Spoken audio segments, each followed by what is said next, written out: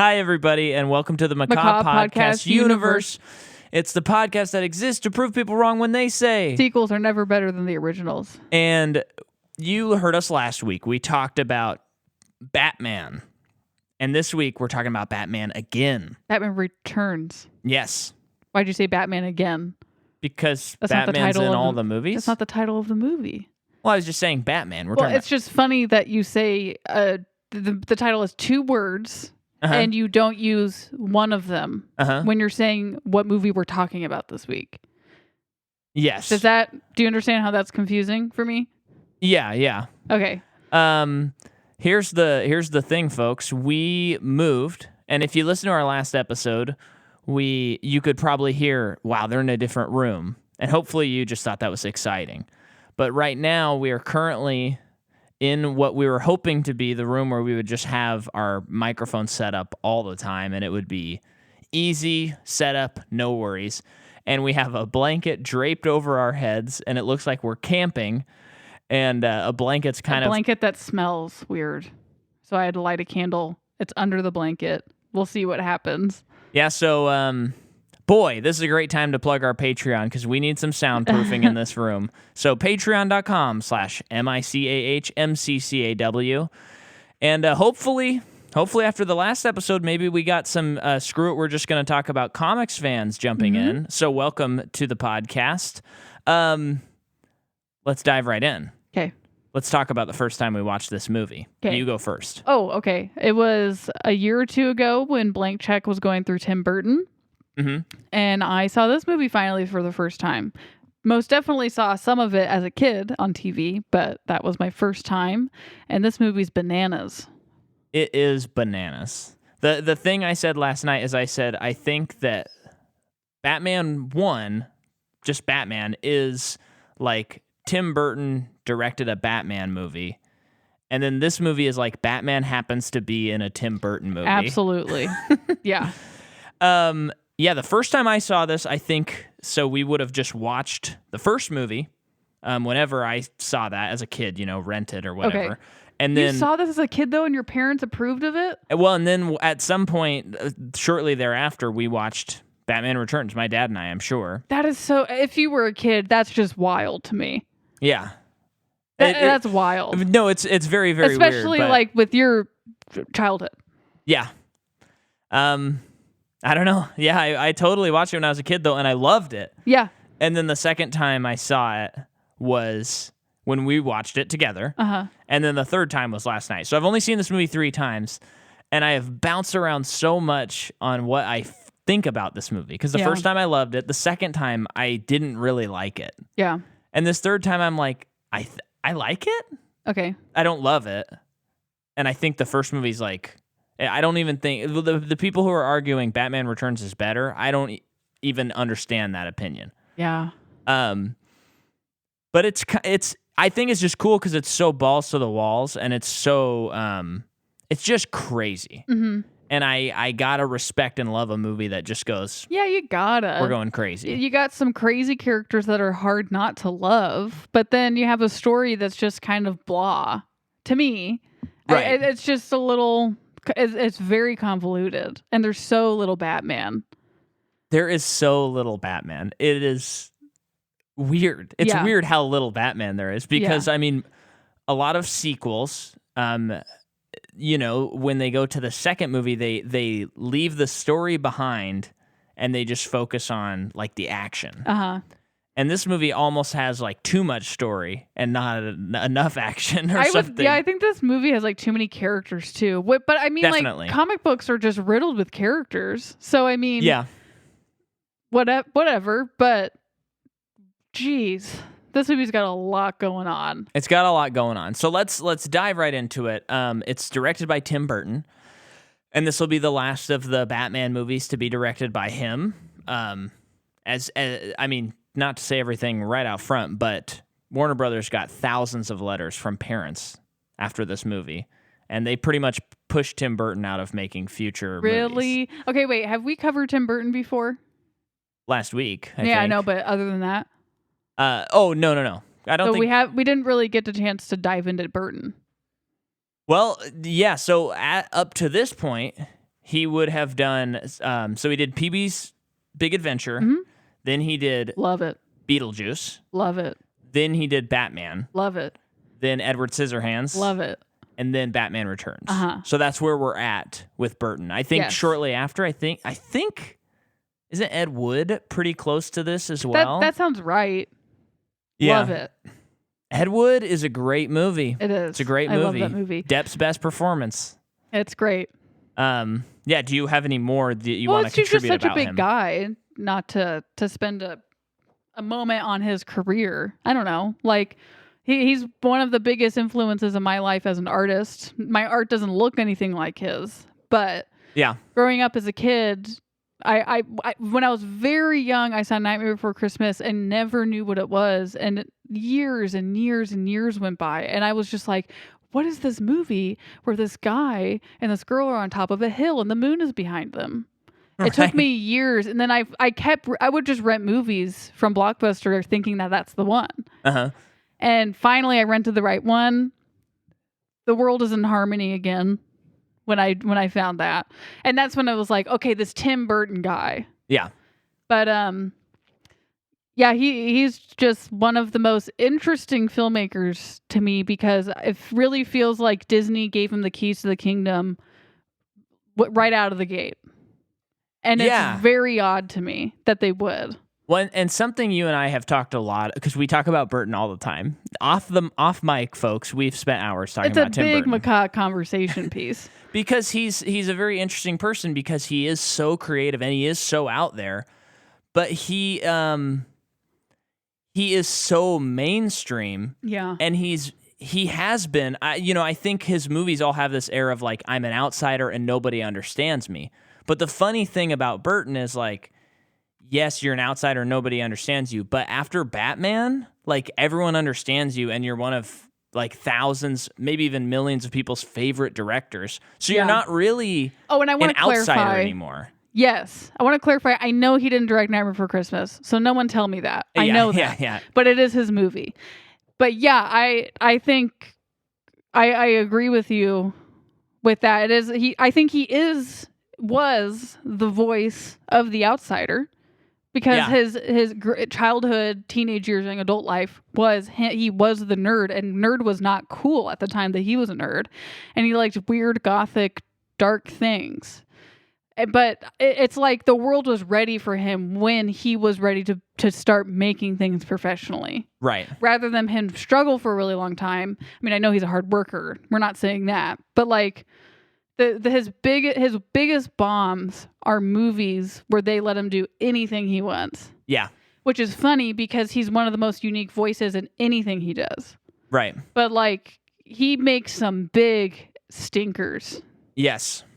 And it's like you got to do the M. Night thing and get a second mortgage on your home to make Glass. Yep. Yeah, whatever. It's just so fascinating to me.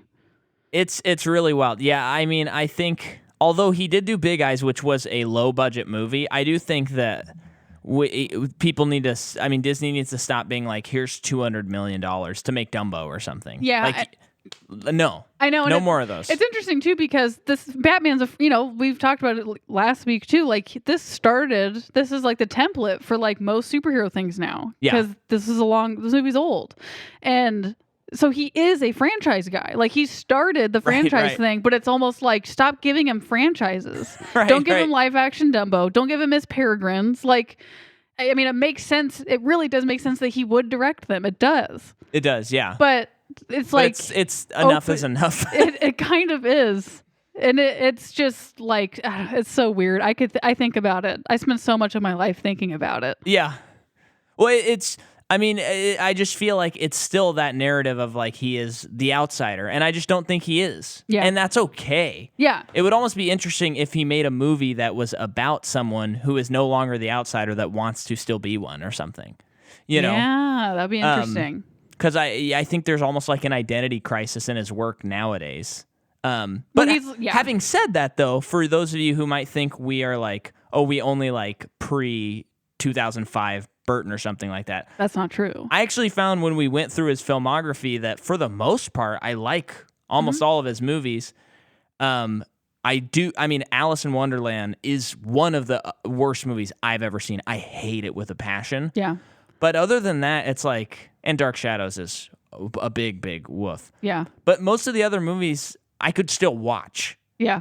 And Definitely. Frankenweenie, and this is not a popular opinion, that's my favorite Burton movie. Yeah. And that movie is 2012, so it's pretty recent, and I love that movie so much. Well, that movie, part of it's so good. One, this guy needs to do so much more stop motion, please. That's yes. my open letter to Tim Burton. But also, that story is probably like his maximum opus of a story. Yeah. As in his career, because if you Because look of up the short anything Tim film Burton, and- like he's always wanted to make the Frankenstein kid movie version. Yeah. So that's why I think that movie it feels so special, because he like finally got to make it. Yeah. Yeah.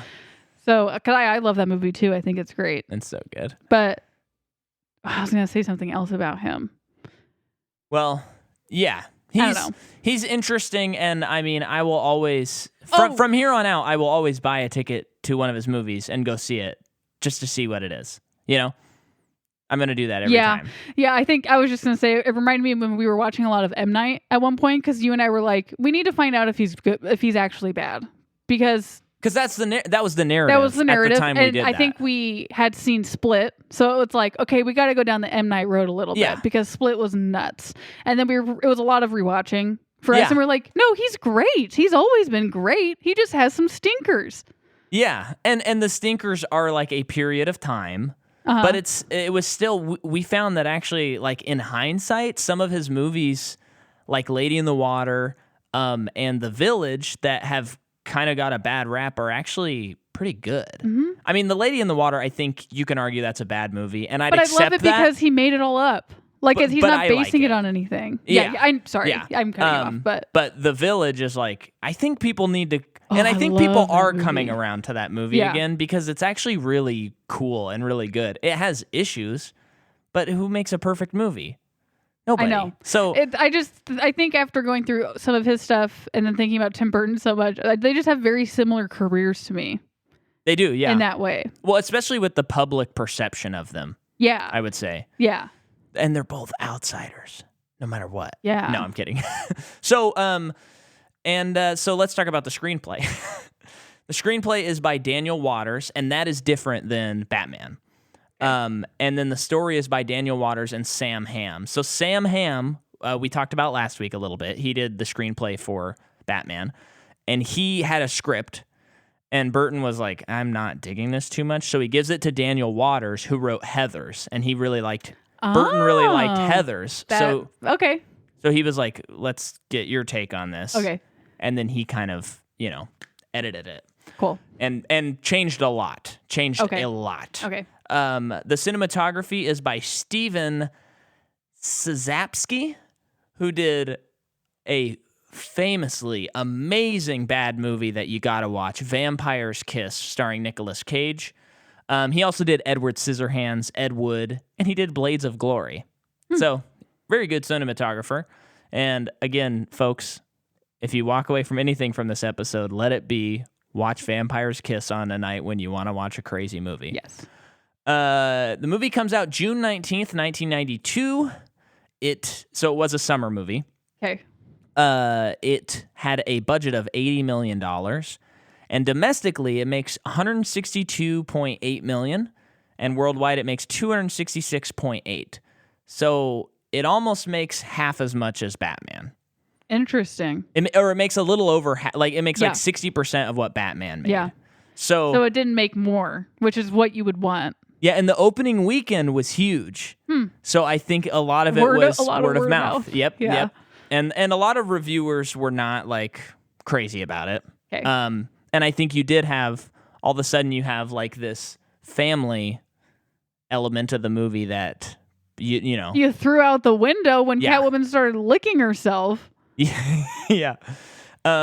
So Harvey Dent was in earlier drafts of the movie, and he would have been the one who got disfigured in the movie by the taser kiss at the end of the movie and turned into Two-Face. Okay.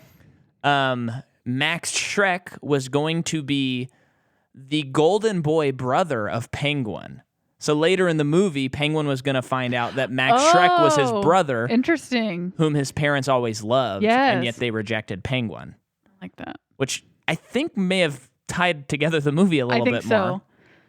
Instead, Penguin's just a puppet. Yeah. But, I mean, that's interesting, too. Yeah.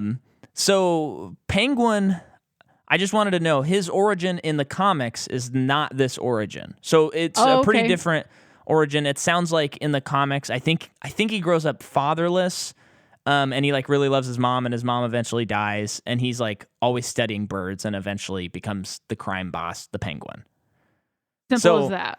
So, and it does make sense. You can see Burton being really attracted to, like, here's this really strange, disfigured person. Mm-hmm. And then we also have this woman who's, like, in a man's world, and she's going to, like, claim her identity. And so you have these two, like, outsiders, and then you have Batman, who, at the core of it, is kind of a psychotic character. Mm-hmm. And let's put them all in a stew and have this movie about three people who, at the end of the day, are kind of insane. Mm-hmm. So it makes sense to me. Keaton was paid $10 million for this movie, and Michelle Pfeiffer was paid $3 million with a percentage of the box office. Interesting. So good on her. Yeah. And I'm glad she got paid several million because she had to be covered in talcum powder to squeeze into the costume. I think that $3 million is... I'm glad that she got points because...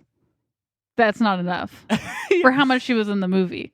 Well, and when I finished telling you all the things she went through with the costume, it is insane that her she's this lively in the movie. Yeah. Because I would just be like, oh, I'm tired. I'm not going to do anything. In so much pain. I have a rash all over my body. So it was brushed in liquid silicone in every take to give it a shine. The suit, and she would have to wear she might have to wear the suit for 12 to 14 hours at a time, except lunch breaks when it was removed, which was her only opportunity to use the bathroom. No. And there were 60 latex cat suits for the 6-month shoot, and they all cost $1,000 each. So $60,000 in the cat suit. Oh my gosh. Yeah. Now let's talk about some Penguin action, because this Penguin action. So this movie has it has a mixture of some, like, I think there's some CG penguins in the background. Yeah, and probably swimming in the water during those scenes. There are real penguins. Shut it. And then there are animatronic penguins. Yeah. At the end of the movie, there are these emperor penguins who transfer Penguin into the water. Yeah. The character Penguin. And those are, we were correct in our guess, they are little people in penguin suits. Okay. Which is kind of amazing. Impressive. It looks so good. And so here is a quote. On the flight over, this is about the penguins. So when they were getting the penguins. Why do you say it like that? What am I saying? Penguins. Penguin. Penguins? Anyway. I've never heard it said like that. Maybe penguins. It's me. Anyway.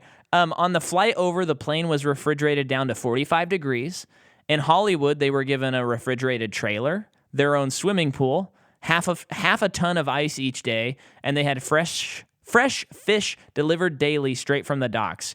Even though it was 100 degrees outside, the entire set was refrigerated down to 35 degrees. This is such an expensive movie. So now think you're in a leather suit and talcum powder and it's 35 degrees. At least, well, yeah, but would you rather be cold when you can, like, in between takes, maybe throw something over you, or be sweating profusely in a skin-tight suit? You bring up a good point. I would rather be cold. Yep.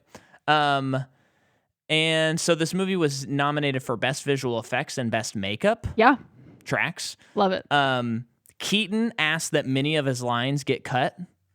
Well, so maybe that's our problem. Why did he do that? Well, he just kept on being like, but I think there was a lot more Batman lines where Batman's talking and he's going, the suit says it all. Like me standing there says it all, which is an interesting approach. And maybe if we saw the script, we'd be like, yeah, Batman talks way too much.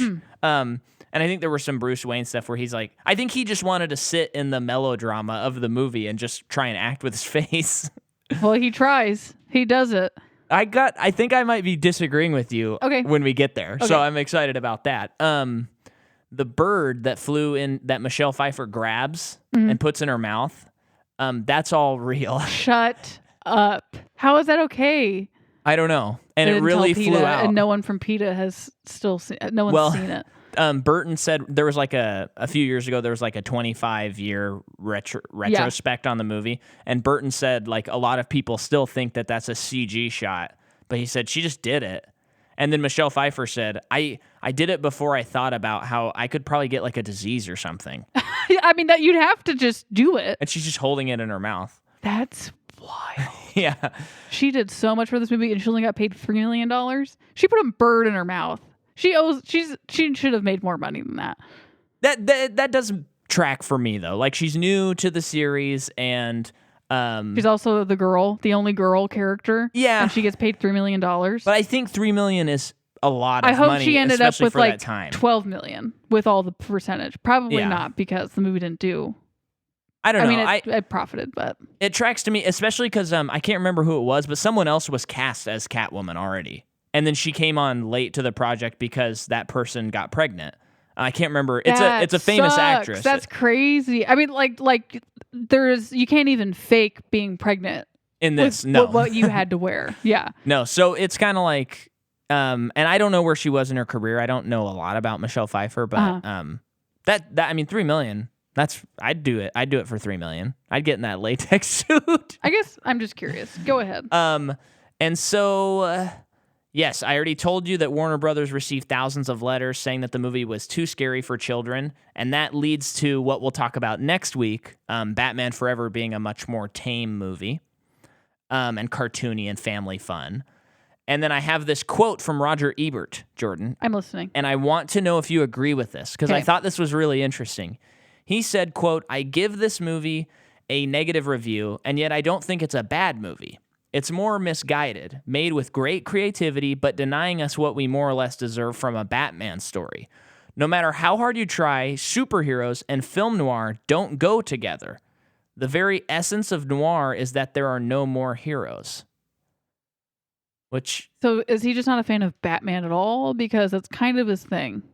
It is his thing. Do you agree with that, though? I agree with everything up until the noir thing. I think it's so... I love the idea of a superhero being like taking place in a noir genre. Because I do think it is interesting that genre implies that there are no more heroes. Like everyone's just like hardened by the world. Yeah. And that's when we need the Dark Knight. So I think that's like what Nolan does. Like that's his whole thesis, and he does really well with that. Yeah. When it feels like there is no more hope. But other than that, I agree with it. Yeah. I'm still hoping and waiting, and I do hope this new Matt Reeves Batman, I really hope that it is, I just want like a straight up detective Batman movie, and we have not been given that. Yeah. We've gotten kind of, like I feel like in Dark Knight, there's a fair amount of detecting he's doing, but it's not, it's a byproduct. You're still more interested in I want to like watch a detective movie and feel the way I feel watching like Zodiac.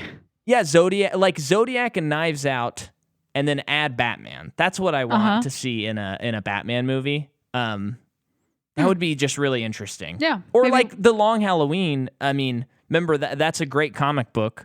And it is a detective story where Batman's trying to figure out who this holiday killer is. I hardly remember anything from that. It's just really, really cool. Yeah. So, okay. You hit us with the actors. Michelle Pfeiffer, I think, could have gotten more money. Okay. She's been around since 1979. And, she's in a lot of TV to start off in her career. A lot. Even TV movies. But then she's in Grease 2, which I know it's Grease 2. It's not Grease 1. I know. But then she's also in Scarface. And then she's in Into the Night, Lady Hawk, Sweet Liberty, The Witches of Eastwick. So that... Married to the Mob, Dangerous Liaisons. Once you get to like, I don't know, 1988, like she's on the cover of movies. Right. But I wonder if $3 million is normal. It's just because the way my research I know was, she's not the lead. That, I know that. But the research I was doing, it seemed like at the time, Keaton getting $10 million was like very notable. Like that's a lot of money. And I'm not even saying like give her the same amount of money. Yeah. But it is like It is just hard, even in 1992, to think of like all the trouble she went through and all the money, like just all of the stuff put into her. And I know that she was a last minute addition and all that, so you do have to take that into account. But she did so much physically demanding. She was denied the bathroom for a whole for like most of the day. Like, I don't like. Is that enough money? Yeah, I mean, she was paid a little less than 5% of the total budget. So yeah, and again, it's an interesting conversation to have. Yeah, I think so. Anyway, I wonder how much DeVito was paid, though, because also he's sitting in the prosthetic chair for 3-4 hours a day. I know. He should have. I hope he got at least, I guess, $3 million, if that's what she got. He probably got more. He's Danny. Michelle Pfeiffer is also in What Lies Beneath, Hairspray, French Exit, Maleficent, Avengers. Well, she's in Ant-Man and the Wasp. Yeah, that's Michelle Pfeiffer. She's in a crap ton of stuff. And we've talked about her when we covered Ant-Man. Oh, yeah. Okay. But we have not talked about Christopher Walken. No. This is probably one of the quintessential Christopher Walken roles because I don't see anyone else besides Christopher Walken in this movie. Mm-hmm. Down like the way he makes no effort to act in this movie, I have to say. No effort at all. Yeah. Oh, and I did forget to mention for the audience, Max Schreck, his character that he's playing is not in the comic books. He is originated in this movie. Which is interesting. Interesting choice. Uh-huh. Christopher Walken is also in Hairspray, but he's also in Catch Me If You Can, The Deer Hunter, a movie Micah will never watch. Hey, tonight I watched a movie that you said you're never going to watch it. I'm true. down to like 2 that are left on that list. That's true. He's also in Jersey Boys, Peter Pan, Stand Up, Click, 7 Psychopaths, Click, Christopher Walken. And then we have, let's just see. Oh, Doug Jones is in this movie. He plays Thin Clown. Yeah, you notice him. He has some speaking roles, I think. Barely, but just cool. And if there's one actor we can all agree upon that we love, it's Doug Jones, folks. Okay, and Danny DeVito, everyone, who I don't think we've covered. No. Okay. What is your first experience with Danny DeVito? This movie. Okay. Yeah, this would be my first. For me, it would be Matilda. Okay. And that movie made me cry. Very traumatic movie. Very odd to me that is a very popular children's thing. That might be a movie I'll never watch. I don't know. I don't know when Julie and I watched it in college because we were like, is this as traumatizing as we think it is? It's pretty messed up. But when I was a kid, anytime the parent characters were made to like not care about the children, I was probably going to cry. Yeah. Because I hate that stuff. But so Jordan hated every single kids movie. No. It's just always like, I'm like, but my mom, like, what if you had parents like that? So sad. Okay, but Danny DeVito, probably for a lot of people our age, I mean, I will just say he plays Frank in It's Always Sunny in Philadelphia. Yeah. But before this, it would be Taxi that he would have been. Yes. That put him really on the map. Yes.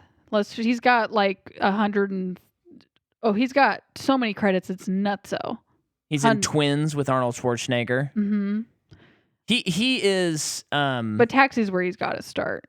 Yeah. He is one of the most iconic, and also I think if you were to look up like his celebrity net worth, even though those things aren't accurate, he is like near the top of the pack. And he's also produced about like 1,000 things. He's also in One Flew Over the Cuckoo's Nest. That would be another, yes. Which they spoof and It's Always Sunny. Yes, I know, it's so great. So is it true with It's Always Sunny? So they filmed they got through season 1, and then Danny DeVito just wanted to be in the show because he really liked it.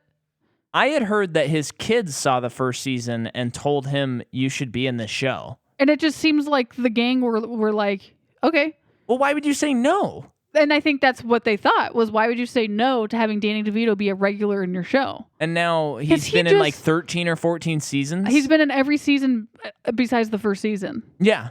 And it's wild because he is just hanging. You can tell he's having so much fun. I mean, that show's so great because you can tell everyone's having so much fun. Well, and they're all married and it's all cute. Yeah, and it's been on so long that if anyone didn't want to be a part of it, they could have gotten out a long time ago. You know, Yeah, that's true. what I always think. Where it's like, yeah, Danny DeVito he has to be like best friends with these people because he would have left at like season 3 if he didn't like it. Yeah, true. Anyway, so that's Danny DeVito. That must have just been so funny for any adult that like really loved Danny DeVito to watch like the first season of It's Always Sunny, and then the next season starts and they're like, oh, he's guest starring in this, and then kind of going, okay, he's in this full. They're calling him Dad? Is he a cast member? What the heck? So crazy. I will just mention too that, well, let's see who this is really quick. Okay. Paul Rubens is in this movie. Who is Pee-wee? Yeah. Loved the cameo. Yeah, good cameo. So just that's it. And then also the woman who plays his wife is in Pee-wee. She's Simone. I believe she plays the waitress when he's at that diner with the dinosaur, and her boyfriend comes and like wants to beat up Pee-wee. Good movie. Love Pee-wee so much. Good movie. You get a lot of good Rube Goldberg action in that movie. Yes. Love it. When I was a kid, though, I couldn't watch the clown scene. Oh. Because they were scary. And they wrecked his bike. That movie does have like one of the best like jokes of all time in it, which is when he is at the bar and he like spills a drink on like a motorcycle guy or something. And they're like, we're going to kill you. We're going to beat you up. And then he goes, wait, I got an idea. And he puts a song on the jukebox. And you're thinking, like everything in you that has seen movies is just thinking, okay, he's going to fight him or he's going to have some crazy speech or something. And he just dances to Tequila, like the dumbest dance in the world. And then they just walk him outside and they think he's a hero for doing this dance. Just da-da-da-da-da-da-da. I love it so much. It's so, I mean, that's got to be like top 20 jokes ever in movies, right? Yeah. Like that's right up there with I'll Have What She's Having. Okay, yeah. I love it. Yeah, I remember doing the dance as a kid. It's so good. Did you ever watch the show? No, I've only seen Pee-wee like the time we watched Pee-wee. That was your first and only time? That's the first experience with Pee-wee. That's crazy. The first time I saw the movie. When my mom worked out at Curves when I was a kid, they on the TV they would be playing Pee-wee, the show, and I would watch Pee-wee's lot Playhouse. of Pee-wee's Playhouse. Yeah, I loved Pee-wee. Yeah, cool. Amy. So, the movie begins. And we see a very fun Tim Burton intro where there's this baby that's born. And it kind of like... The doctor's running out of the room. The nurse is running out screaming. Yes, and there's a cage and it grabs a cat and eats it, this like child. And it's very... I mean... If you remember last week, I mentioned that when I saw these Batman movies, it was my first experience with superheroes, and I created a character, like Mysterious Man. Well, this movie inspired Rat Man, who lives in the sewers and takes the form of a rat, which was just the Penguin. I just watched this movie and was like, but what if he was Rat Man? I was just thinking of Ninja Turtles. Yes. Because there's a rat character and they all live in the sewer. But he's not a bad guy, right? No. Okay. He's the equivalent of Stick in Daredevil, the guy who trains Daredevil. Sure. Because I never knew this, but Ninja Turtles, because I never watched, I've never seen anything Ninja Turtles to this day. But Ninja Turtles it started out as just a spoof joke, like about Daredevil. What? Yeah. Why? So yeah, it's just very funny because Daredevil, he has acid spilled on him and he goes blind and then he becomes Daredevil. Yeah. And he's trained by a guy named Stick. Okay. Who trains him in martial arts. Well, the joke that they like couldn't say because they weren't owned by Marvel, but that gas stuff that like toxic poison that hit Daredevil leaked into the sewers and created the Ninja Turtles. And then I think Mushu, I think is his name, maybe. Who? Maybe not. Well, anyway, the Mushu Stick equivalent is the dragon character. in Mulan, I thought. Never mind, it's not Mushu, but then there's a rat who trains them. Oh, the rat's name is like I want to look it up before I say a word. Okay, but anyway, like at least at the beginning of Ninja Turtles, everything that they made was just like a spoof of Daredevil. So that's Splinter. Yeah. Not Mushu, not even close. But yeah.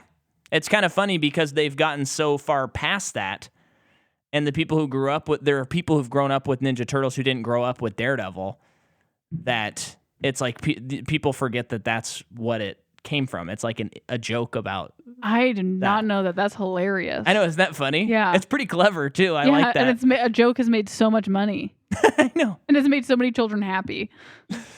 So Penguin, he is thrown into like a little a river by his parents because he's too disfigured. And this is when the Moses allegory begins, because he's going down the river in a basket. Goes to the sewer. Yes.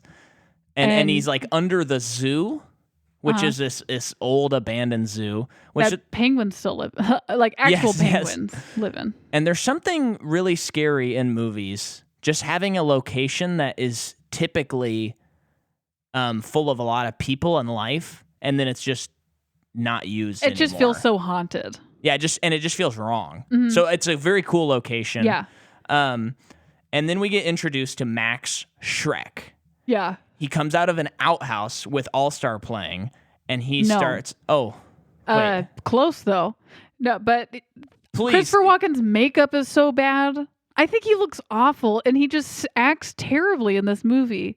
I don't know. I don't know what I'm expecting, really, honestly, but he's not doing it. I don't know. I sort of love it. Okay.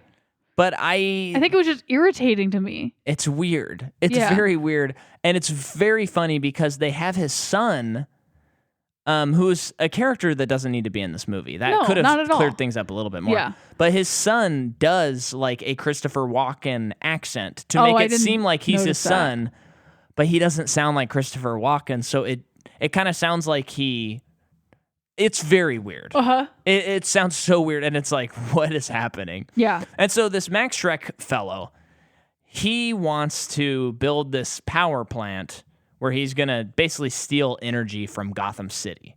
He's greedy.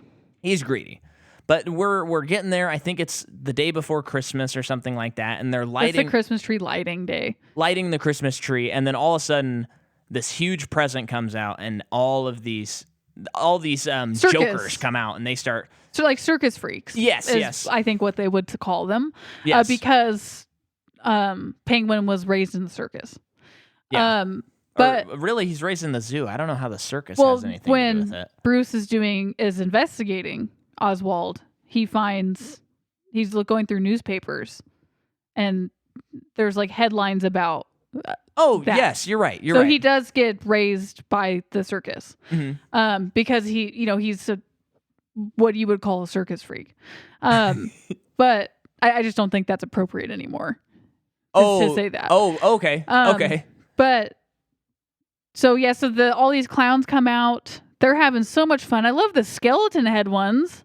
Yeah, they're cool. They're with those buggy eyes are fun. And I will always love ways to disguise machine guns and things. So this guy's got like an accordion and it's really a machine gun. Fun. So you must love Umbrella machine gun, right? Yes. Every one of his umbrellas that he used in this movie, great umbrella. Love it.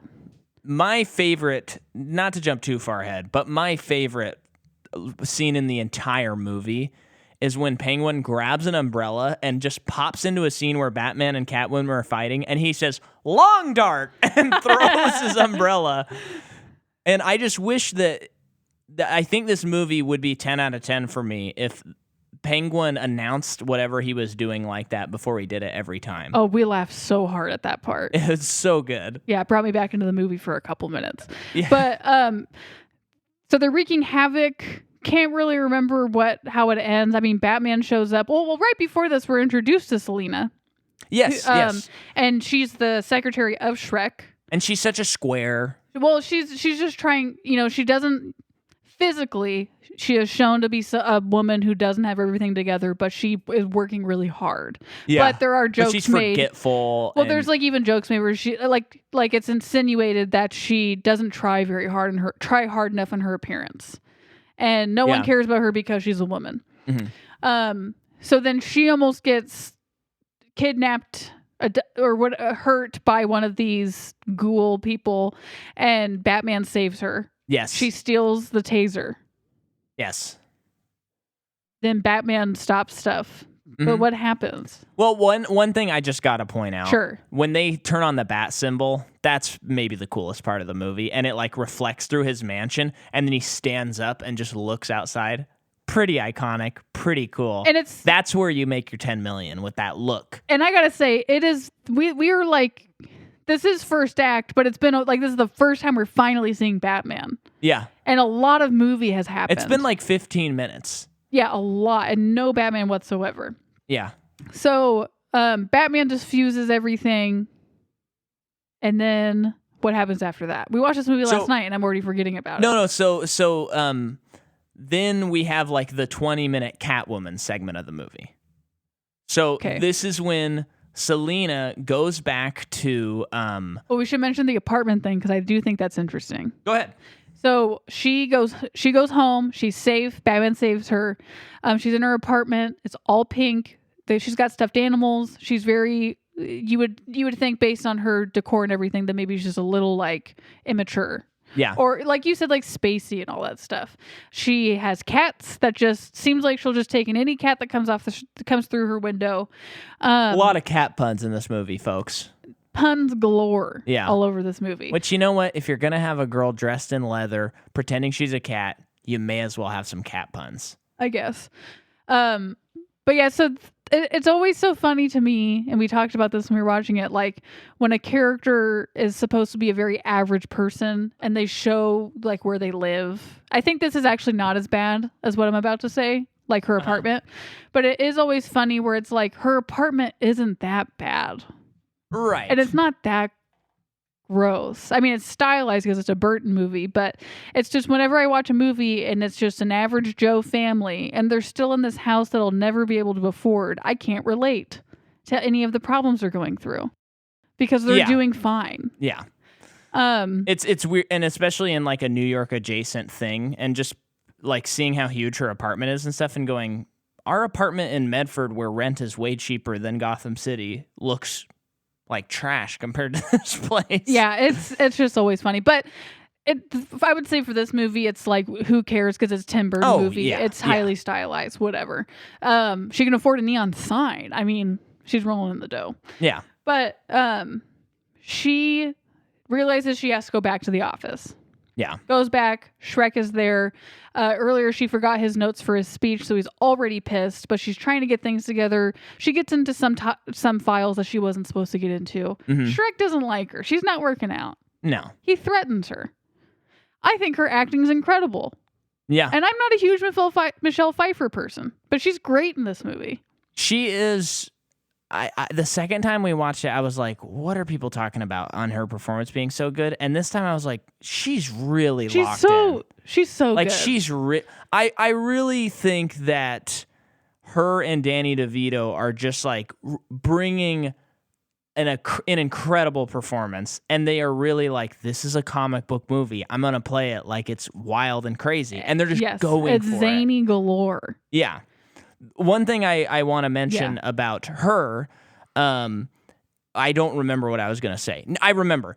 I always love in movies, though, and it's a great storytelling trick, is when you show someone go through their routine, and then whatever amazing thing happens to them, good or bad, then you show them go through that routine a second time. Yes, I do like that. And so when she goes to her apartment, she's very much self-deprecating and... listening to voicemails from her mom saying, like, you never call me, come home for Christmas. And she's complaining about men never wanting her. Yeah. And it just seems really bad. And so then when she becomes Catwoman after Max Schreck pushes her off a building and then cats lick her to life. And yeah, that is so, and it's just such an interesting movie because she gets thrown out of a window. Yeah. And that's crazy. Like that, the way they shot that was really well done. And then all these cats descend on her, which like, I don't know. It just like all works for me. It's all great. Yeah, the thing I said about both Penguin and Catwoman is if this movie came out today, I would be so annoyed by how they became the characters because it logically doesn't track by any stretch of the imagination. Yeah, but it's working. But because it's 92 and the movie's so stylized and it's Burton, I'm like, I kind of like how she becomes Catwoman. I'll let you take me there. Yeah. And it's just... always gonna love, a character who gets this sounds weird, a character who gets brain trauma and how that's going to affect her for the rest of the movie. It's like it knocked a screw loose in her that was already so close to being knocked loose. Yeah. Yeah. And then throughout the movie she keeps saying that Schreck killed me, then Batman killed me, then Penguin killed me. It's like each time she's lost a life she gets crazier. And she keeps losing lives. Cats have 9 lives. That's great. I think they do a great job. So, this is a Catwoman movie. Yeah. This is Catwoman. Let's talk about Batman and Bruce Wayne and Michael Keaton. Okay. Because I want to hear, having rewatched these movies just now, what you think of the total package, include both movies in this, of Michael Keaton as Batman and as Bruce Wayne. Well, I did talk about it in the last episode. But we have more to chew on now. Sure. I like Michael Keaton as an actor. I do not buy him as Bruce Wayne, but that a lot of that is just like I don't think like to me like Bruce Wayne is handsome. Yeah. I do not find Michael Keaton handsome. I think Christian Bale is a perfect Bruce Wayne. Yeah. Perfect. Like the epitome of Bruce Wayne. Michael Keaton, but I think it's a product of the time. Yeah. Don't know why guys had hair like that back then. And then also Michael Keaton looks like a villain to me. He does look like a villain. But I think, that's like, I just think of Beetlejuice. He's a very smarmy character usually in stuff. Like he's got quips. Yeah. And all that stuff. So I think it's really a me problem. Uh-huh. But as Batman, whatever. It's cool, I guess. That's another product of the time thing. Because for me, Batman started when I saw Batman Begins. Yeah. So I missed all of this stuff. Therefore, it's like just not as cool to me. It's cool because it's like I love the artwork. The artwork's awesome, but he physically can't do much. Yeah. There's limitations to the suit. Yeah. But I think a lot of it is just me. It's not he didn't do a bad job or anything. Okay. I would have never casted Michael Keaton in it though. Right. But like I said, I think that's just me. Yeah. I think the last time we watched these movies, I thought, wow, I think my hot take is Keaton is a bad Bruce Wayne and a bad Batman. He's not good. But watching it this time, the Batman, it's kind of hard to tell just because of the limitations of the suit. Not fair. Yeah. But I think I dug the Bruce Wayne this time around on both of these movies, and I feel like this movie is a good Bruce Wayne movie and a not so good Batman movie. I would agree with that, yeah. Because there's a lot of time spent with Bruce Wayne brooding and him solving it as Bruce Wayne, solving what's happening. And the tension between him and Catwoman actually really worked for me this time around. And the scene where they're in front of the fire and they're kind of like getting to know each other more. And then they're at that dance later and they realize that each other is Batwoman and Catwoman. I mean, Batman and Cat. You know what I'm saying. The Bat and the Cat. I think that scene's really good. And I think the Bruce Wayne stuff is better than the Batman stuff in this movie. I agree with that.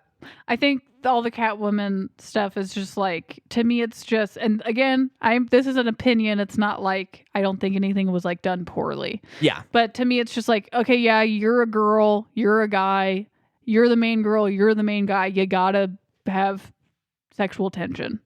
Yeah. Okay, it's a movie. That's how it feels to me. But to me, I feel like they actually explore pretty, in an interesting way, these two people who have these dual identities and what they do with those things and how they, I mean, I haven't really thought it through all the way. It just felt like it hit me. Yeah, you know that's what I mean? interesting. I mean, she's a much more powerful character than Vicky Vale. That's for sure. But she, I don't know. They're both on this weird journey, and it's like they're the same person, but one of them is doing it in a righteous way, and then the other one is doing it in a revenge way. Yeah. Because Bruce Wayne, his parents were killed for this iteration by the Joker, and her life was ruined by Max Schreck, and his response is to fight for justice and unintentionally kill the Joker.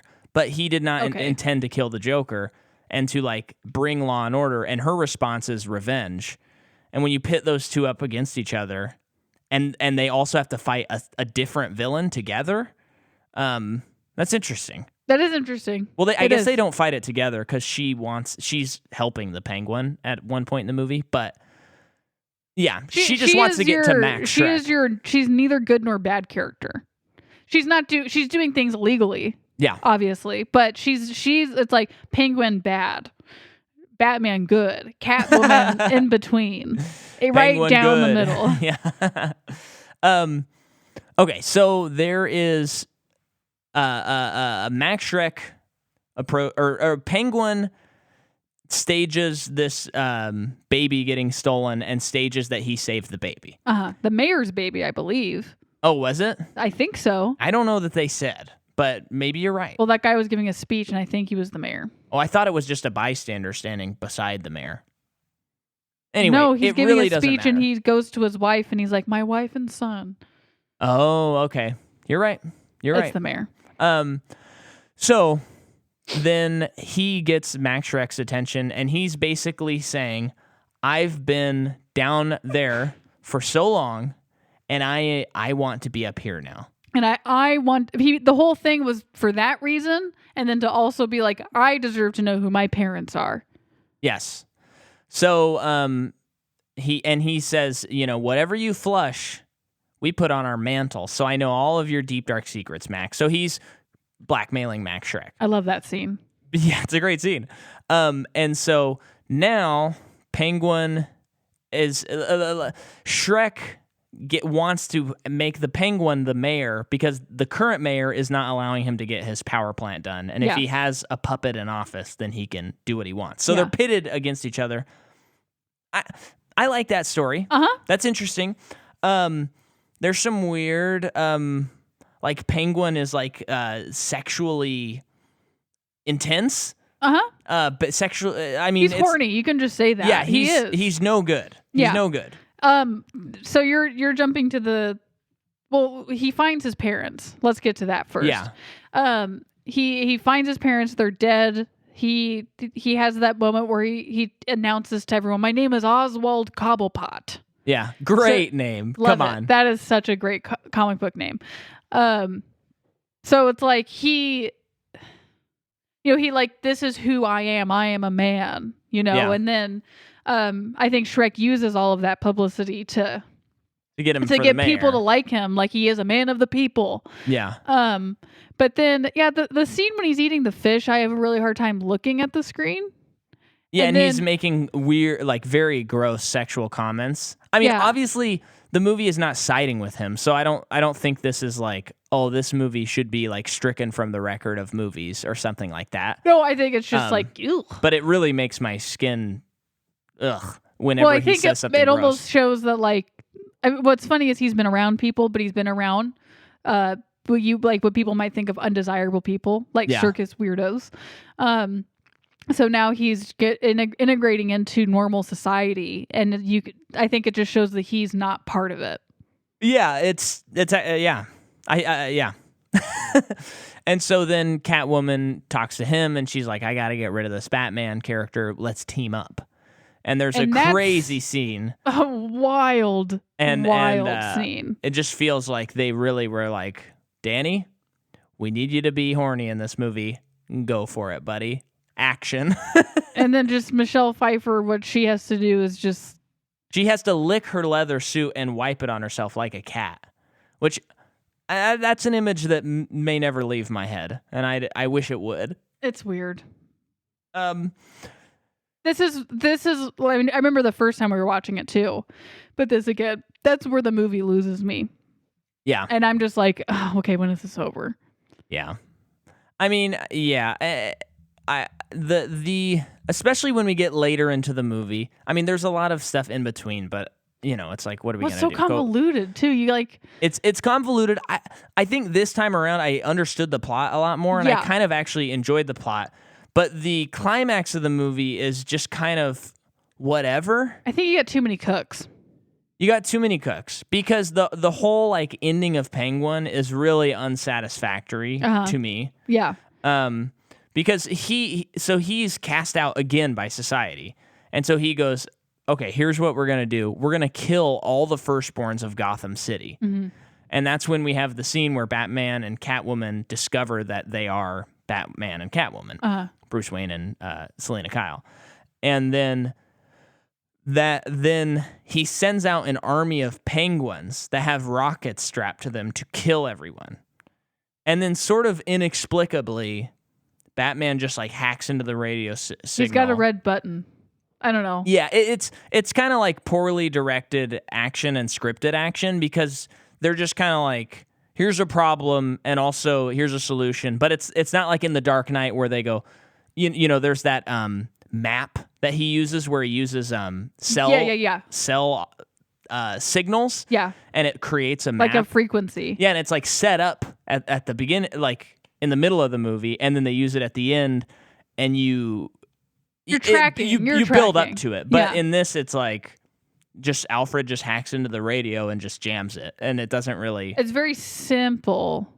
Yeah, but also the scene is so long for something that they're not giving us any attention to. Long. I know, because like that. So what does Penguin do that Shrek's like, nah? I think it's just that people don't like him anymore. Oh, that's right. Alfred and Bruce hack into his speech and are like, he's saying awful things in front of everyone of Gotham City. That's right. And Shrek just gives him, Danny DeVito, a look that's just like, nah, on to the next person. Yep. What? That's it? That's it? I've spent 45 minutes on this story, and that's just the end of it like that? Which, of course, like I get that gives Penguin motivation to do what he does. But it is just also like not great, not well written, I think. Yeah. So then it just leads to the big final showdown, which is Batman. Well, Penguin just kind of falls through something and dies. I think he's part of the explosion. I thought. Maybe not. Something explodes, and then there's pall bearing Emperor penguins, which is cool. Mm-hmm. And then Catwoman, Batman, and Max Schreck have like a showdown kind of. And I do really like, because of this whole crisis of identity with Batman, crisis of identity with Catwoman, Batman takes off his mask. I remember the first time I saw this, I was like, no, you don't do that. I know. I thought the same thing. I always think of Dark Knight when he's incapacitated and they try taking off his mask and he has the shock thing. Yeah. And I'm just like, darn it, to think of everything. Yeah. So, I love that. And then, he is saying, don't kill him. It's not going to make things better. Yes. You got to believe me on this. And we can start a life together. We can get out of this together. And then she kissed Taze's. She's like, she tells him like, I want that so bad, but I couldn't live with myself. Like it's just, she's too far gone to have a life like that. Mm-hmm. So she gives Shrek like the kiss of death. Yeah. And she expels several of her lives as he shoots her.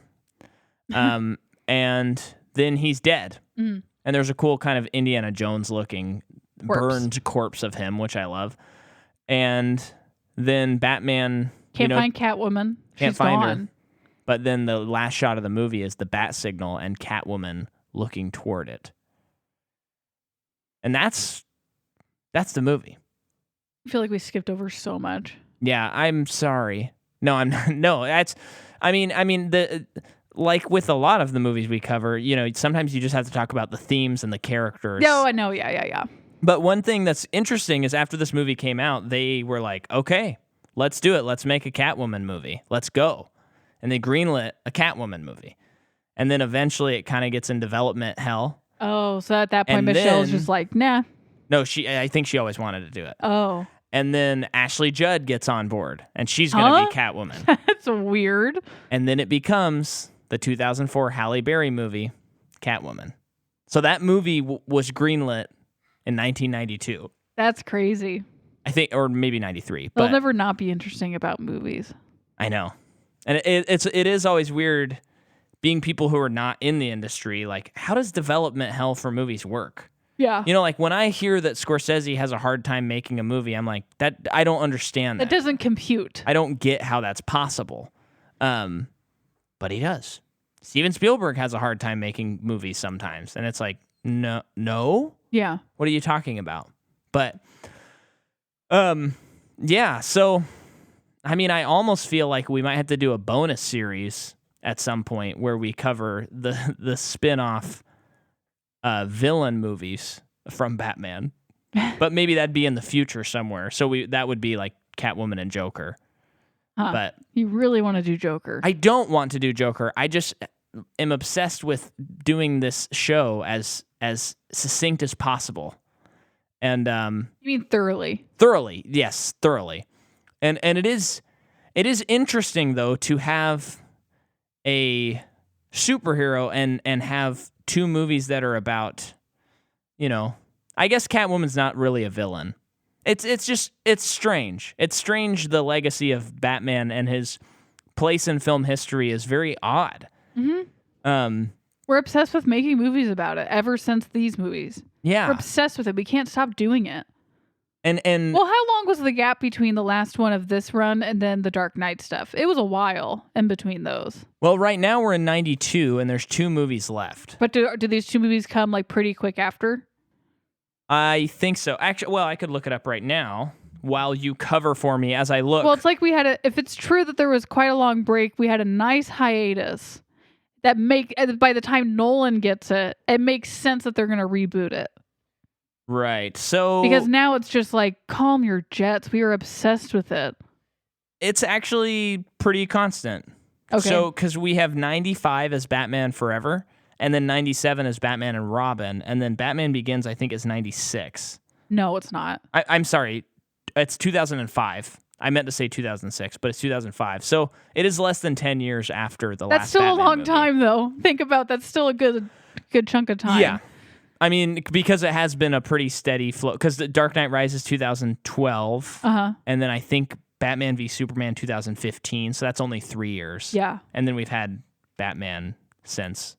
Although we haven't really had a standalone Batman movie. Since The Dark Knight Rises. Since The Dark Knight Rises. So it yeah. will be 10 years since the last standalone Batman movie. Because the Batman But is I think coming we've out had next so year. much Gotham Yes. stuff yes. that it's just like, oy vey, take a break. And they just released some behind the scenes photos from Justice League and Justice League After Hours or whatever that movie's called with Zack Snyder.